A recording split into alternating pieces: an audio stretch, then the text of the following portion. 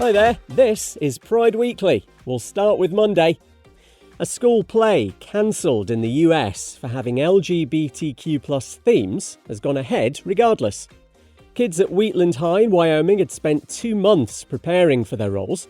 The play mentions a gay student who takes his own life and sees the classmate who'd bullied him being confronted about it. School officials cancelled at the last minute, saying it went against their values. What about not being bigoted? That's a good value to have. Anyway, a local theatre group took over the performance instead, with people coming out during a snowstorm to support it. Stephanie Bradley's the school's drama coach. She tells Associated Press the principal of Wheatland High claimed the play was promoting being LGBTQ+. When I explained that it wasn't necessarily promoting the LGBT community, it was promoting not bullying children to the point that they commit suicide, he said that's still not in our viewpoints. Wyoming's one of just 2 US states without a hate crimes law. And 25 years ago, gay student Matthew Shepard was tortured and left for dead there. The Church of England's first transgender archdeacon says she'd choose love over her work. As a gay woman, Rachel Mann would have to quit if she ever got married, because the church believes marriage is only between one man and one woman. But the Archdeacon of Bolton and Salford's made an agreement with herself not to prioritise a career over love, and though she adores being a priest, says love's really rare. And the turnaround continues for a place once known as Australia's most homophobic town. Ulverstone in northwest Tasmania saw angry protests in the 90s against the decriminalisation of homosexuality, which had happened in every other state in the country. Being queer could get you more than 20 years in prison up until 1997.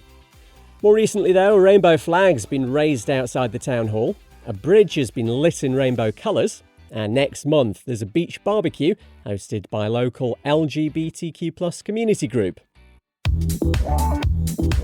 It's Pride Daily for Tuesday. Now, this podcast's not usually the place you'd hear about the latest Will Ferrell film, but the actor's made a documentary about his friend of 30 years, Harper Steele, who came out as a trans woman in 2022. They go on a road trip across America, and we see the pair trying to navigate this new stage in their relationship. They met in the 90s when they were working on the American comedy show Saturday Night Live.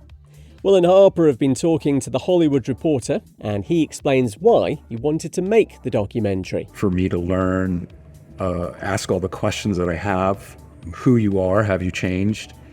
And I think we eventually landed on the same square that maybe it would be something that people would watch and it would just give them a different perspective or just show off the fact that 2 people can have a conversation about this. The movie's just had its premiere at the Sundance Film Festival in Utah in the US. Harper also says it tells the story of a cis friend of a trans person who has to transition himself. There's fears the fight against HIV in Uganda might be undermined by the country's Anti-Homosexuality Act. Death rates have fallen by 90% between 1990 and 2019, but now having same-sex relationships while living with the virus comes with the threat of the death penalty. The Act, one of the harshest anti-LGBTQ+ laws in the world, was brought in last year. It's led to concerns of a renewed HIV epidemic because queer people will be too scared to get medical treatment. And Spain has its first out LGBTQ+ matador. Mario Alcalde says he's pansexual, he falls in love with the interior and doesn't care about gender. The 31-year-old from Madrid also works as a baggage handler at the city's airport. He hopes to make bullfighting more accepted by queer people who, he says, are all opposed to it. It's Pride Daily for Wednesday. We'll start with a call for international action over the ongoing persecution of LGBTQ+ people at one of Kenya's biggest refugee camps. It's coming from the Let's Walk Uganda support group, which says there's unimaginable suffering at the Kakuma site. Amnesty International's reported previously queer hate crimes, including rape, are routine there. Many of the refugees are from Uganda, which has one of the world's harshest anti-LGBTQ+ laws. Kenya's about as bad, though, as are Somalia and South Sudan, where some queer Kakuma residents are now escaping to. This lesbian refugee tells Stonewall National Museum she and a friend were attacked at the camp by a gang of men. We were beaten, undressed, humiliated. We got up and ran very fast, but I fainted on the way because I was in fear. And we ran while we were undressed. I do get nightmares. I don't sleep. She also says police didn't record the attack. Things are now so bad for queer people in Texas in the US, the United Nations is being asked to intervene. A number of advocacy groups have filed a petition claiming the state's broken international human rights law with its anti-LGBTQ+ legislation. This is accused of creating a discriminatory and hostile environment affecting the likes of housing, education and sports participation. The groups want independent experts appointed by the UN to monitor and publicly report on the situation. And Merseyside in the UK is getting an LGBTQ+ cricket club. Mersey Rose Recreationals aims to be a totally welcoming and inclusive space, regardless of sexual or gender identity, or indeed race, disability or age. There'll be a couple of mixed-gender teams competing in friendlies. The club says it's less bothered about playing ability and more about allowing members to be themselves and belong.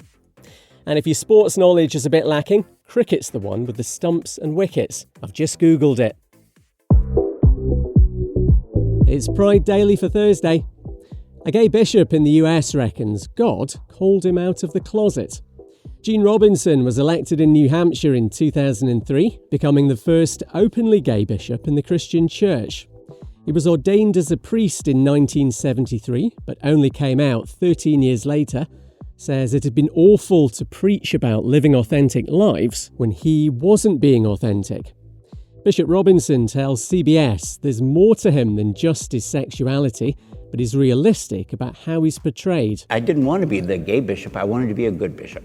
But I realized I wasn't in control of that. The media was going to make me the gay bishop, whether I liked it or not. So what I decided was if I was going to be the gay bishop, then I'd be the best damn gay bishop that I could ever be. The 76-year-old's now got a parish in Washington, D.C., and is partial to a bit of purple nail polish. It pleases me to no end.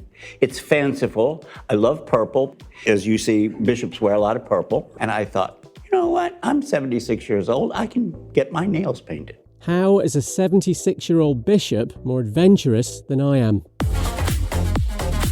Meta, the company that runs Facebook and Instagram, is being told to do more to protect LGBTQ+ users from online abuse.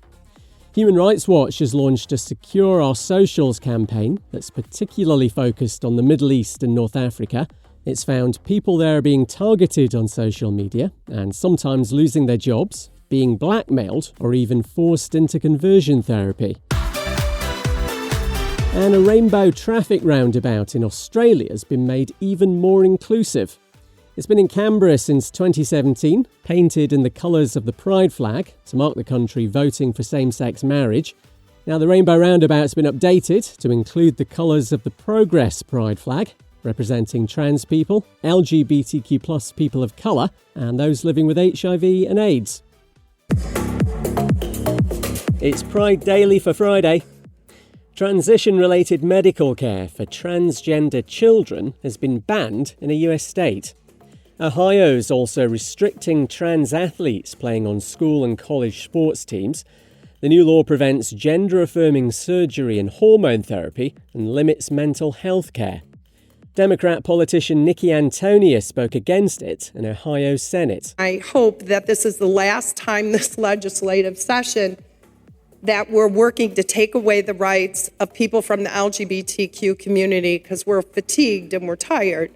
But I got to tell you, not tired enough to fight back, to push back, to demand our rights. The ban's been criticised as hateful and anti-science. It's due to take effect in about 3 months.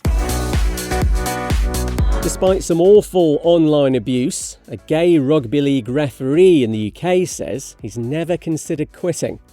Marcus Griffiths from Widnes was told to die following a game a few months ago, along with the kind of homophobia you'd expect from knuckle-dragging bigots. But the 28-year-old tells ITV after he talked about the abuse on Instagram, there was lots of support when he next refereed. That was one of the weirdest games I'll ever officiate, because running around the pitch and getting applauded during your warm-up doesn't happen.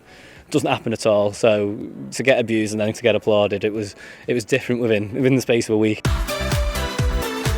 And a very gay TikToker's been asked if he's straight. Here's how the softest bunny responded. Honey, I am straighter than a pair of chopsticks laying flat on a kitchen table. Honey, I am straighter than the posture of a military soldier. I have had several women in my life. Several, okay? And we've had so much, intercourse. We've had so much of it. Oh my God. Please spread the word about Pride Daily. Say nice things, thank you. I'm Kev McGrath. See you Monday.